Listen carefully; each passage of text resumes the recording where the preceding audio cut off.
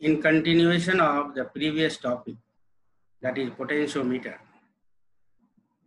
today we will discuss its working. How is potentiometer used to determine EMF of a cell? How is this used to compare EMFs of two cells? And how is this used to determine internal resistance of a cell? In the previous topic, we have discussed the principle of working of potentiometer. And according to the principle,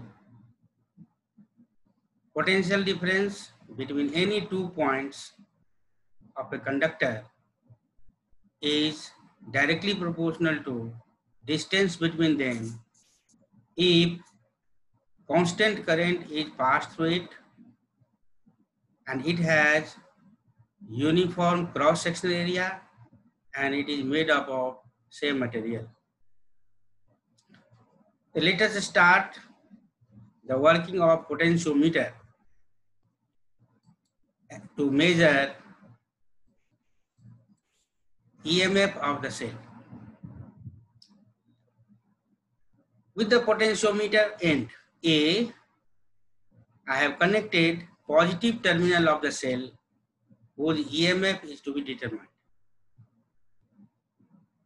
And with its negative terminal, galvanometer and a jockey are connected. L, length of the potentiometer wire. E, EMF of the driver cell. R, internal resistance of the cell. Capital R, resistance of the wire. Therefore, current flowing through the potentiometer wire is net EMF by net resistance, that is E by R plus R. Across AB,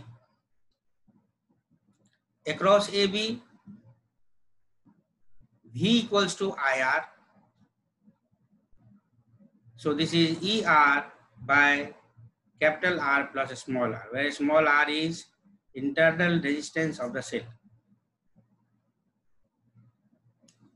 This cell. Therefore, potential gradient of the potentiometer K equals to V by L. With the help of jockey, by sliding it over the wire, balancing length L is obtained. And then using E equals to KL, we can determine EMF of this cell.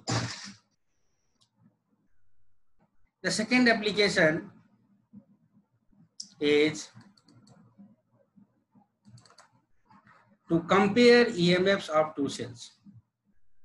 Here I have taken two cells whose EMFs are to be compared, E1 and E2.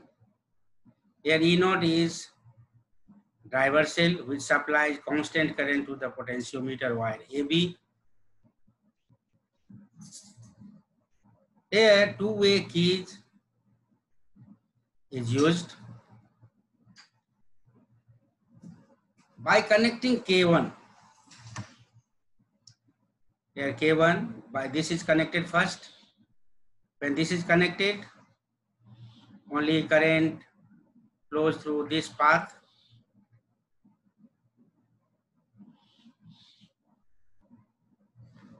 Through this path, no current flows. By connecting key K1, jockey is moved over the wire to obtain balancing length L1. L1 is obtained. Therefore, from V value as L, E1 equals to K into L1. Now, K1 is opened and K2 is closed. This K2 gap is closed. To obtain another balancing length L2. Therefore, for the second cell, E2 equals to KL2. Dividing 1 by 2, E1 by E2 equals to L1 by L2. Knowing the values of L1 and L2, EMF of the cells can be compared. I am repeating the process again. Here there is a two-way key. In one way is connected with this EMF, another way is connected with this EMF. Firstly, this way is closed. And then for this cell, E1 equals to KL1, where K is potential gradient. Now this is opened. Now K2 is closed. Another balancing length L2 is obtained on the wire with the help of jockey. Then for E2, for the second cell, E2 equals to KL2. And therefore, by dividing 1 by 2, E1 by E2 equals to L1 by L2. Now the third application is to determine internal resistance of a cell. This connection of this part is same for all. Before starting the topic, I already mentioned that potentiometer works only when constant current flows through the potentiometer wire. So this connection is same for all. With a potentiometer wire, with the end A of the potentiometer wire, this cell is connected with EMF is E, and with positive and negative terminal of this cell, a resistance box which gives the value of external resistance and a key K1 are connected. Sometimes to avoid large current flowing through potentiometer wire, this high resistance is used, and then galvanometer and then jockey. This extra connection is done for determination of internal resistance of a cell. Now look at the working part. Keeping key K1 open, this is kept open. Jockey is slided over the wire to obtain balancing length L1. This L1 is AP1. Therefore, from the principle, E equals to KL1. Now K1 is closed. This is closed, and certain value of resistance R is removed from the resistance box.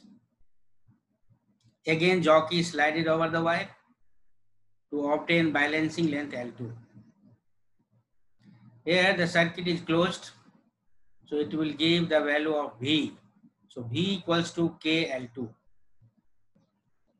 Dividing equation 1 by equation 2, we can find the ratio of E and V, that is L1 by L2.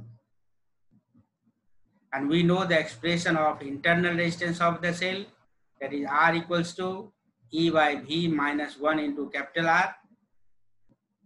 Put the value of E by V from here, that is L1 by L2. So final formula of internal resistance, R equals to L1 by L2 minus 1 into R. Knowing the values of L1 and L2 and R, internal resistance of the cell can be determined.